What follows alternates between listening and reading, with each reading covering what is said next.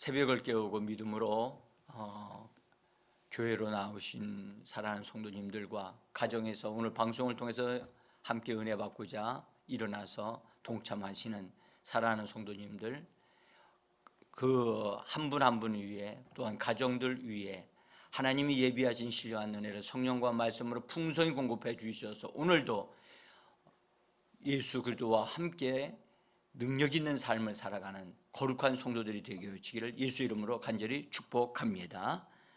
아멘. 오늘 본문에 있는 말씀은 우리가 예수님이 고향으로 내려가셨다라고 하는 말씀을 통해서 본래 예수님의 태어나신 곳은 베들레헴이십니다. 그런데 예수님이 애굽 땅 어렸을 때 애굽으로 내려가셨다가 애굽에서 다시 올라오신 이후에 머물러 사신 곳이 나사렛이라고 하는 곳이었습니다. 그래서 나사렛이라고 하는 곳에 그 동네는 본래 너무 작은 곳이고 그 다음에 거기서는 유명한 사람들이 나온 적이 없는 그런 곳이 나사렛이라고 하는 곳이었습니다. 그래서 근데 본래 요셉과 마리아가 그때 당시에 통치자로 있었던 사람이 헤롯 왕과 연관이 있었기 때문에 두려워서 머뭇머뭇하니까 하나님의 영이 나사렛으로 인도하셔서 거기서 자라게 하셨어요. 그러면서 그곳에서 이제 요셉이 목수였기 때문에 목수의 아버지의 일을 도우면서 예수님이 자라나셨지요. 그래서 그 나사렛 동네에 사는 사람들은 예수님에 대해서 너무너무 잘 알고 있는 거예요. 예수님의 형제들이 오늘 성경의 사람들이 야고보, 요셉, 유다, 시몬, 이거 다 마리아가 낳은 아들들이에요. 그러니까 예수님의 동생들이에요.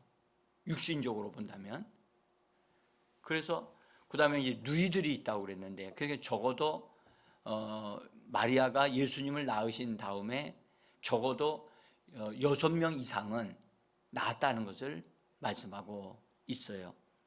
자, 그런데 예수님이 성령으로 충만하고 이곳저곳을 다니면서 하나님의 일을 하다 이제 나사렛이라고 하는 동네에 들어가서 자기가 자란 그곳에 있는 사람들에게 안식일 날에 하나님의 축복을 전하려고 그 많은 사람에게 축복을 전하고 거기서 병든 자들 등등을 고치고 그런 일을 하려고 예수님이 들어가셨다가 사람들이 예수님으로부터 나오는 지혜로운 말과 예수님의 손을 통해서 하나님의 권능의 역사들이 일어나는 걸 보고 마음에 믿어야 되는데 그것을 믿지 아니하고 신기하게 생각하면서 이런 권능이 어디서 났느냐라고 하면서 오히려 의심하면서 예수님을 받아들이지를 않는 거예요. 자, 그래서 예수님이 그 나사렛이라고 하는 동네에서 존경을 받지 못하고 오히려 배척을 받으시고 의심을 받으시는 그런 일들이 벌어지니까 오늘 성경은 뭐라고 말씀하셨냐면 5절에서 거기서는 아무 권능도 행하실 수 없었다. 예수님이 능력이 없었다가 아니고 그곳에 있는 환경이, 그곳에 있는 사람들이 예수님으로 하여금 하나님의 역사를 이룰 수 없도록 만들었다는 얘기거든요. 이 말이 굉장히 중요해요. 하나님이 뭔가를 우리에게 해주시려고 하는데 정작 그것을 받아들여야 할 당사자들이 이걸 안 받아들이고 있는 거예요. 그래서 믿지 아니하고 거절하니까, 거기 한번 6절 다시 한번 보시죠. 그들이 믿지 않음을 이상히 여겼더라. 믿지 아니함을 이상히 여겼더라. 여러분들 참 예수님이 나사렛 사람들이 오히려 나를 더 잘 아는 사람들이 이렇게 자기를 통해서 하나님이 역사하시는 그것을 더 잘 받아들이고 축복을 받아야 되는데 이게 웬 일이지? 응? 저들이 믿지 아니함으로 이상히 여기고 예수님이 이해가 안 됐던 거지요. 그래서 거기서 떠나신다고요. 제가 오늘 말씀드리려고 하는 것은 오늘 이 말씀 속에 좀 내용이 연관이 있습니다. 성령님이 믿는 자들을 돕기 위해서 오셨는데, 우리를 돕기 위해서 오셨는데, 성령님을 우리가 받아들이고 그분이 가르치고 우리를 인도하시는데 우리가 따라가고 순종하면 되어지는데 오히려 따라가지 않고 믿지 않는 거예요. 성령님을 신뢰하지 않고, 그리고 심하게 되면 말로 성령님을 거절하고 성령님이 역사하시는 것을 부인하고 반대하는 일들이 막 하는 말을 하게 되어지면 결국은 어떤 일이 벌어지느냐? 그분은 근심하실 수밖에 없고, 어떤 일, 우리들 마음속에 어떤 소망을 주시고 어떤 꿈을 주시고 계시를 주시는데 그것을 정반대로 생각을 해가지고 성령님을 근심되게 만들고 소멸되게 만들어요. 제가 하나님이 얼마만큼 성령님이 성도들을 도우려고 하시는가 하면, 그 사람이 잠을 잘 때 꿈을 통해서 어떤 것을 알려주셔요.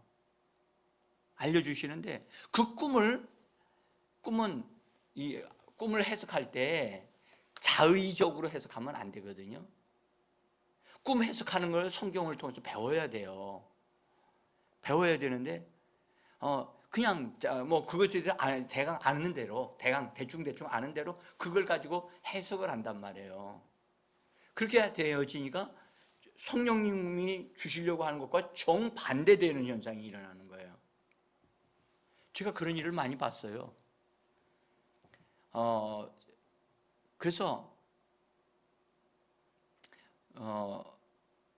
꿈 해석하는 걸 제가 이제 연이어서 말씀을 좀 드리려고 해요. 꿈과 환상을 성령님이 우리에게 주실 때 그것을 어떻게 정확하게 해석하고 해야 될 것인가를 이제 요 집회 끝나고 나면 새벽으로 제가 그것을 할 것입니다. 너무 사람들이 이 부분을, 성령님이 우리를 도우시는데 거기에 함께 하지 못하고 오히려 믿어야 역사가 일어나는데 믿지를 않은 거예요.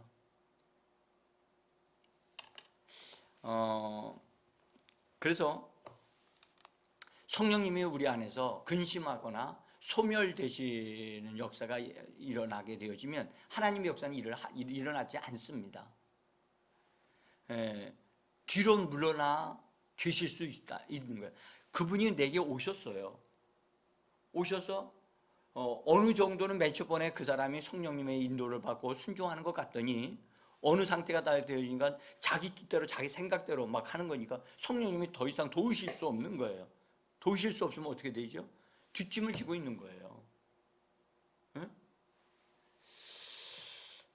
이스라엘 백성들이 한번 보세요. 여러분들, 이스라엘 백성들이 하나님의 인도를 받아서 애굽에서 나왔어요. 그들의 필요가 뭔지를 하나님이 제일 더 잘 아세요. 그래가지고 그들이 광야로 왔는데 광야에 의지할 게 아무것도 없잖아요. 근데 그들은요, 하나님의 불기둥과 구름기둥이 매일마다 인도하고 계시는데 그것을 하나님의 인도하심인 줄을 모르고 그들이 한 일, 40년 동안 한 일이 뭐냐? 성경에 보니까 원망하고 불평하는 일을 했어요. 그래서 그것에 대해서 하나님이 너무 안타까워하시는, 그래서 고린도전서 10장 10절에 이렇게 말씀합니다. 한번 제가 나눠드린 종이 한번 보시죠. 10장 10절입니다. 읽습니다. 그들 가운데 어떤 사람들이 원망하다가 멸망시키는 자에게 멸망하였나니 너희는 그들과 같이 원망하지 마라. 에? 여기서 우리가 주의해야 될 것이, 원망하다가, 그러니까 이스라엘 백성들의 전체가 다 그런 건 아니지만 다수의 사람들이 그랬어요. 다수의 사람들이 원망하다가, 오늘 성경을 원망하게 되어지면 그 옆에 보니까 뭐라 그러냐, 멸망시키는 자에게. 이게 누구죠? 멸망시키는 자가 누구죠? 하나님이신가요? 예, 이거 원수입니다. 원수 막입니다. 응? 멸망시키는 자에 의해서 어떻게 됐냐, 멸망하였다는 거예요. 하나님은 이스라엘 백성들이 가나안 땅에 들어가서 하나님의 축복을 받아 누리기를 원하셨어요. 그런데 멸망시키는 자에 의해서 그들이 광야에서 다 죽었다는 거예요. 이거 기가 막힌 일이거든요. 오늘날 교회 성도들도 다 복받도록 교회 안으로 들어왔어요. 들어왔는데 그들이 자기 스타일들을 버리지 않냐고, 다 하나님 앞에서 기도를 하면서도 기도할 때는 기도하면서 평상시에는 하나님의 말씀을 부인하고 하나님을 거절하고 하나님이 안 계시고 하나님 날 안 도와주신다, 이런 말을 막 계속하는 거예요. 그러니까 하나님이 더 이상 그들을 도우실 수가 없는 거야. 제가 이걸 실제로요, 제가 한동안 우리나라의 이곳저곳 교회들을 다니면서 부흥회, 우리 교회가 여기 있지 않을 때 부흥회도 다닌 적이 있어요. 근데 정말 교회에 들어와 있는 성도들 가운데 자기는 변화되지 않고, 하나님이 안 도와주시고 있다는 것만 자꾸 원망하고 탓하는 사람들이 너무 많았어요. 그래서 오늘 성경에 말씀하시기를 이스라엘 백성들이 원망하다가 멸망시키는 자에 의해서 멸망을 당했고, 그렇게 됐기 때문에 너희는 원망하지 마라 라는 말씀을 이렇게 말씀을 하고 있습니다. 여러분, 성령님이 사도 바울을 통해서 성령님이 근심하실 수 있고 성령님이 소멸되실 수 있다, 그렇게 되어지는 원인 중에 하나가 뭐냐? 사람들의 입에서 나오는 말이다 라고 그렇게 해서 에베소서 4장 31절 한번 다시 한번 읽어봅시다. 거기 써져 있죠. 같이 읽습니다. 너희는 모든 악독과 노함과 분냄과 떠드는 것과 비방하는 것을 모든 악의와 함께 버리고, 모든 악의와 함께 버리고. 여기 앞에 보면요, 모든 악독, 여기 뭐냐, 모든 악독이 뭐냐, 원망하는 겁니다. 노함과 분냄과 떠드는 것과 비방하는 것, 이거 다 이렇게 잘 이렇게 보시면 다 감정적인 말들이죠. 그렇죠? 감정적으로 노하고 있고 분내고 있고 떠들고 있고 비방하고 있고, 이거 감정적인 것이 섞여서 나오는 말들이에요. 그래서 감정적인 것들이 섞여서 나오는 말들이 곧 성령님을 근심시키고 어렵게 한다는 사실을 우리에게 말씀하고 있습니다. 성경에 바리새인들이 예수님을 죽이려고 하는 계획을 세우고 자꾸 그렇게 준비를 합니다. 그것을 예수님이 아시고, 그것을 아시는 그때로부터 예수님은 바리새인들에게서 떠나셔요. 자, 한번 읽어보죠. 마태복음 12장 14절입니다. 바리새인들이 나가서 어떻게 하여 예수를 죽일까 의논하거늘 예수께서 아시고 거기를 떠나가시니. 예수님이 아셔요. 성령님이 아신다고요. 그래서 그들이 예수님을 배척하느냐, 예수님을 환영하느냐, 그것을 아시고 사랑하는 자에게는 더 가까이 가시고 배척하는 자들에게는 떠나신다는 사실을. 자, 여기서 한 단계 조금만 더 말씀을 드리고 우리 기도합시다. 여러분, 성령님이 떠나시면, 보세요. 성령님이 떠나신다는 말은 제가 아예 그 사람 속에서 이게 그냥 날아가시는 거냐, 비둘기 같이 날아가시는 거냐, 그게 아니에요. 그 사람에게 한번 들어오셨기 때문에 그분이 완전히 사라지시는 건 아니에요. 구원이 취소되는 게 아니에요. 그러면 어떻게 되는 거냐? 성령님이 그 사람에게서 더 이상 활동을 하시지 못하는 거예요. 자, 성령이, 제가 말씀드리기를, 성령이 우리들 안에 들어오신 생명의 성령이 있고 또 우리들 위에 부어지는 능력의 성령이 있다. 제가 그렇게 말씀드린 거 주일날 제가 말씀을 그렇게 드렸는데, 자, 성령님이 우리 안에서 활동을 하시지 않는다면 내 속에 생명의 공급이 풍성하게 일어나지를 않기 때문에 그 사람이 영적으로 성장하지를 못해요.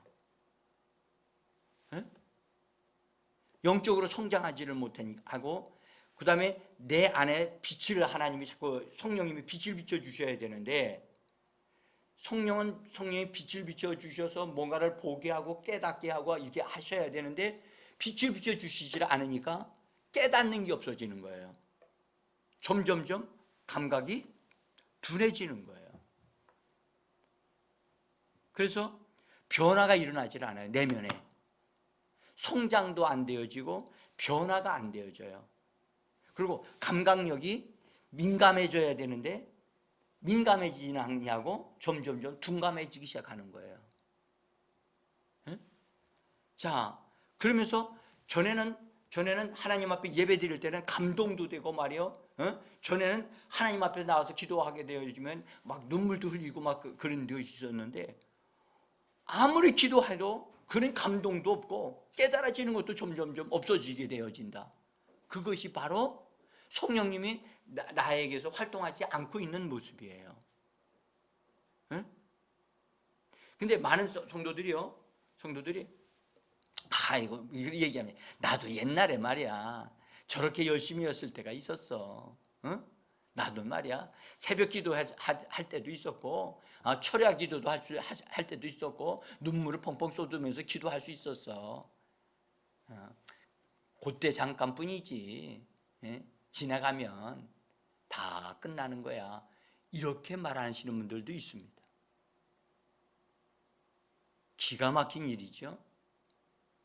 여러분들, 예수 믿는 사람은, 여러분들, 태양이 떠오르면서 점점 밝아지고 더 환하게 빛나는 것 같이 예수 믿는 사람들의 삶은 점점 더 좋아지고 밝아져서 예수의 형상으로 변화되어지고, 예수님의 아름다움이 그 사람을 통해서 막 흘러 넘쳐나고, 그래서 그 사람의 인품도 그렇게 좋아질 뿐만 아니라 생활이 좋아져야 되거든요. 삶이 좋아져요. 하나님은 그렇게 하기를 원하셔요. 그래서 오늘 찬송을 뭐라고 불렀어요? 예수 닮기 원한다. 예수 닮기 원합니다.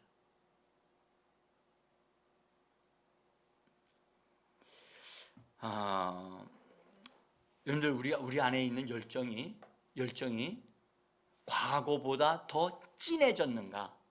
아니면 그 열정이 사그러져서 그냥 조금 인밖에 없는가? 이거 우리가 다시 생각해 보셔야 되고, 그래서 우리가 기억해야 될 것은, 내가 지금 성령님이 내가 말한 거 행동하는 것을 통해서 그분이 근심하고 계시지는 않는가? 이걸 물어봐야 됩니다. 알아봐야만 합니다. 근데요, 놀라운 사실은요, 성령님이 내게서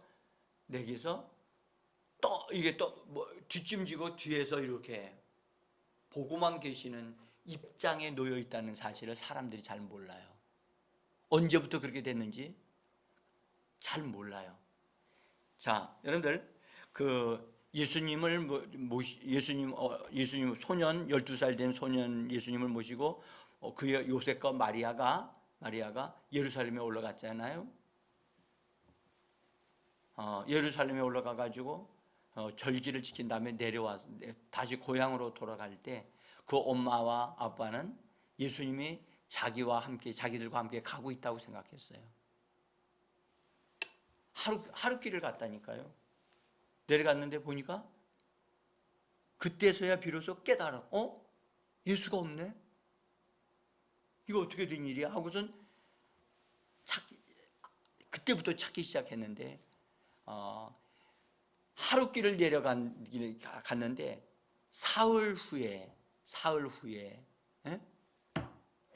고생을 하면서 다시 예루살렘으로 올라가 예루살렘 여러 곳을 다니다가 성전에 들어가서 성전에 계신 예수를 그때서야 발견하게 돼요. 언제 예수를 잃어버렸는지도 모르고 있었던 그 부모들, 그들의 그 의뢰에 예수님이 자기들과 함께 있을 거라고 생각을 하고 고향으로 내려가고 있었던 그들의 모습, 이것이 오늘날 성도들의 모습이에요. 의뢰 전에 나에게 역사하셨던 그 하나님이 지금도 역사하고 계셔. 익숙한 것 때문에 그래야 교회 가서 기도하고 여러분들 예배 드리고 그러면 하나님이 나에게 이렇게 함께 하실 거야. 언제 성령님이 우리에게서 떠나서 멀리 계시다는 사실을 나중에서야 발견한다니까요. 나중에서야. 그래서 내가 왜 이렇게 어려움을 당했는가? 우리 왜 이런 힘든 일이 있었는가? 그때서야 예수가 없는 것을 알고 허겁지겁 당황해가지고 막 찾기 시작해요.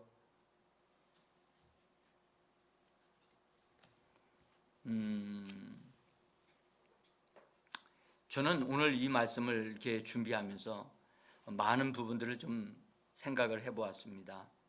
여러분, 부모가요 백화점에 아이를 데리고 갔다가 자기 옆에 있는 줄 알고 막 이것저것 막 구경하다가 보니까 아이가 없어요. 아이가 없으니까 당황해가지고 막 그냥 이름을 부르고 방송을 내보내고 그래도 아이가 없어져 버렸어. 그래서 엄청나게 고생하고 그런 분들이 있거든요. 여러분들, 우리도 내 자신이 어느 순간에 세상 것에 심취되어지고 세상적인 일들에 이렇게 빠져 있다 보면 어느 때에 예수님을, 성령님을 잃어버린지도 모르는 상태에서 지나다가 어떤 사건을 만나면서, 어떤 일을 만나면서, 어려움을 만나면서 그때부터 내가 예수님을, 성령님을 잃어버렸구나. 그때 그렇게 깨닫게 되거든요. 자, 로마서 13장 14절에 있는 말씀 한번 읽어보겠습니다. 그 중간 부분에 있습니다. 그 다음에 갈라디아서 5장 16절 같이 읽어봅니다. 오직 주 예수 그리스도로 옷 입고 정욕을 위하여 육신의 일을 도모하지 말라. 내가 이르노니 너희는 성령을 따라 행하라. 그리하면 육체의 욕심을 이루지 아니하리라. 여기서 그렇게 말씀하고 있어요. 여러분들, 우리가 주께로 돌이켜야만 합니다. 주님을 향하여 얼굴을 들어야만 합니다. 그리고 주님을 불러야만 합니다. 여러분들, 사람을 잃어버렸으면 우리가 해야 될 일이 뭐였어요? 그 사람의 이름을 부르는 거예요. 아이의 이름을 부르는 거예요. 여러분들, 우리가 예수님을 잃어버렸으면 예수님을 자꾸 불러야 되는 겁니다. 부르면 어디선가 그분이 내 소리를 듣게 되어지면 응답하실 거라고요. 여러분, 소경 바디메오가 주여 나를 불쌍히 여기서 계속 외치고, 근데 예수님이 그냥 지나가시는 거예요. 아니, 자비롭고 은혜를 베푸시기를 좋아하시는 예수님이 그냥 지나가시다니, 이게 무슨 소리야? 어? 점점 사람들의 소리가 멀어져 가고 있을 때 이 바디메오가 포기하지 아니하고 나사렛 예수여 그러면서 큰 소리로 더 큰 소리로 부르짖으니 예수님이 가시던 발걸음을 멈추시고 그를 부르러 오라고 말씀하신다고요. 여러분들, 왜 그러셨을까? 예수님이 왜 바디메오가 그렇게 부르짖도록 그렇게 기다리셨을까? 성경 말씀하셔서 환난 날에 너희는 내게 부르짖으라. 너는 내게 부르짖으라. 내가 응답하겠고 내가 여기 있다 말하리라 말씀하셨던 우리 주님이십니다. 여러분, 우리는 세상에 발을 딛고 살고 있어요. 그래서 나도 모르는 사이에 세상에 빠져들어갈 수 있거든요. 세상의 근심과 염려와 여기에 그런 것이 우리에게 있을 수 있다는 거죠. 그러나 우리는요, 주께로 돌이킬 수 있는 줄 믿습니다. 그래서 주님의 이름을 부르면 주님이 나를 기억하셔서 가시던 발걸음을 멈추시고 나에게로 오셔서 내가 너에게 못 해주기를 원하느냐 물으시는 우리 주님. 주여, 내가 보기를 원합니다. 그게 바로 여러분들 기도예요. 기도. 여러분들, 바디메오가 주여 나 보시옵소서. 내가 이렇게 이 인생이 이렇게 비참하게 눈도 안 보이고 이렇게 사는 것 원하지. 난 이걸 그러면서 자기 자신에 대한 것을 막 얘기하지 않았다고요. 주여, 난 보기를 원합니다. 보기를 원합니다. 여러분들, 우리가 기도할 때 되어질 것을 말씀하셔야 돼요. 이루어질 것을 말씀하셔야 돼요. 그것을 정확하게 알고 있어야 돼요.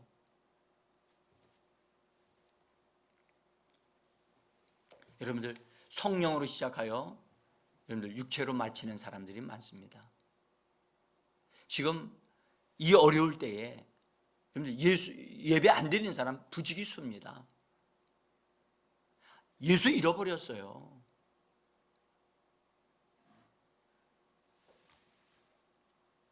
중요한 것은 우리가요, 믿음으로 결정을 하고 하나님 앞에 예배드리고 하나님을 찾는 사람이 되겠다고 마음에 결단하고 주님을 찾기 시작하게 되어지면 주께서 그 사람에게 은혜를 베푸셔서 그 사람을 일으켜 세워주시는 줄 믿습니다.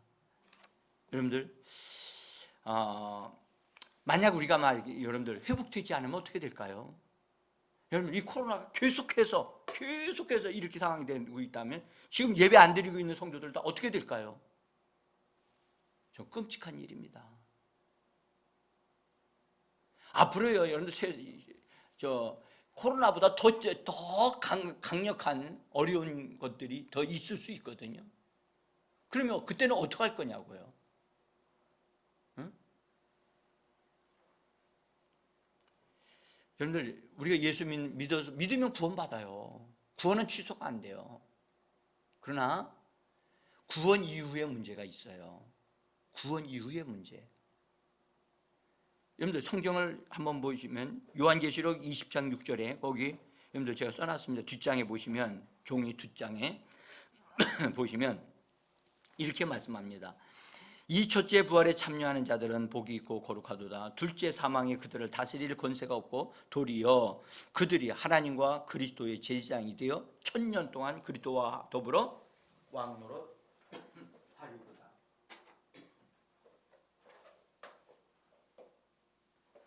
여기 하나님과 그리스도의 제사장들이 되어 1000년 동안 그리스도와 더불어 왕노릇하는 이 놀라운 것이 우리 앞에 기다리고 있거든요. 그냥 성장하지 않으면, 성령님은 우리를 성장시키려고 오셨고 예수의 신부로 단장시키려고 오셨는데, 그래서 우리를 얻으셔서 그리스도와 함께 1000년 동안 왕노릇하고 영원히 하나님의 뜻을 이루는 사람들이 되게 하시려고 그렇게 하셨는데 그들은 성장이 안 되니까 성령이 근심하고 성령이 아무 일을 못하고 있는데 다만 구원만 받은 거예요. 그러면 그 사람들이 이때 어떻게 하게 되겠냐고요. 여러분들 지금은 다 자기 선택권이 자기에게 있다고 생각해요. 그래서 나는 예배 안 드려도 괜찮아. 뭐 핑계거리가 있으니까요. 놀라운 사실은 그거에 대한 대가가 엄청나게 지불되어진다는 사실을 사람들은 잘 몰라요. 여러분 오늘 이 새벽에 나오신 거 참 잘하셨습니다. 잘하신 겁니다. 어려운 선택입니다. 이 시기에 누가 새벽 기도합니까? 누가 주일날 예배 드리려고 애를 씁니까? 그러나 사도 바울은 이렇게 말하며 의의 면류관이 내 앞에 기다리고 있다. 의의 면류관을 그분이 나에게 주실 것이다. 그래서 나는 이 나의 달려갈 길을 다 달려가기까지는 난 멈추지 않을 것이다. 여러분들 정말 저와 여러분이 그렇게 되어지기를 원합니다. 의의 면류관을 얻기까지 사모함으로 열정적으로 믿음으로 성령님이 내게서 일을 하시도록 나 자신을 내어드리고 성령님으로 나를 채우고 말씀으로 변화받는, 그래서 여러분 영원히 그리스도와 함께 왕노릇할 수 있는 하나님의 축복받은 모든 분들이 되어지기를 예수 이름으로 축복합니다. 기도하겠습니다.